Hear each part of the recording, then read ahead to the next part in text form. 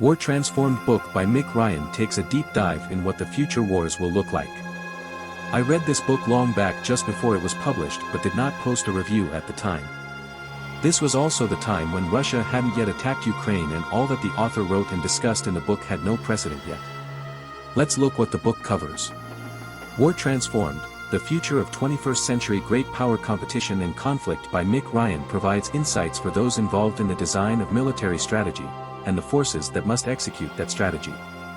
Emphasizing the impacts of technology, new era strategic competition, demography, and climate change, Mick Ryan uses historical as well as contemporary anecdotes throughout the book to highlight key challenges faced by nations in a new era of great power rivalry. Just as previous industrial revolutions have advanced societies, the nascent Fourth Industrial Revolution will have a similar impact on how humans fight, compete, and build military power in the 21st century. After reviewing the principal catalysts of change in the security environment, War Transformed seeks to provide a preview of the shape of war and competition in the 21st century. Ryan examines both the shifting character of war and its enduring nature.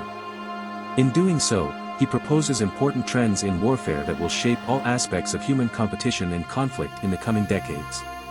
And now, here's our review of the book. In the last some months, the book's basic premise of short wars seems to have fallen flat. We have seen many new military moves that were supposed to end quickly but have dragged on for months now with no sign of abating.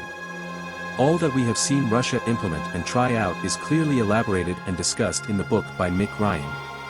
The various strategies that Ryan has discussed, how drones will be deployed in future wars and how the internet and technology will become central to the conflicts can be seen to some extent in action in the current Russia-Ukraine conflict. However, the author discusses much more than what we see happening now. He explores military strategies on various axes including technological, psychological, and scientific battlefields. And if I remember correctly, he is somewhat wrong on the lengths of the conflicts. He believes that future wars will be swift and short-lived. But as we can see, the latest conflict has been anything but that, with an impact on nations across the world.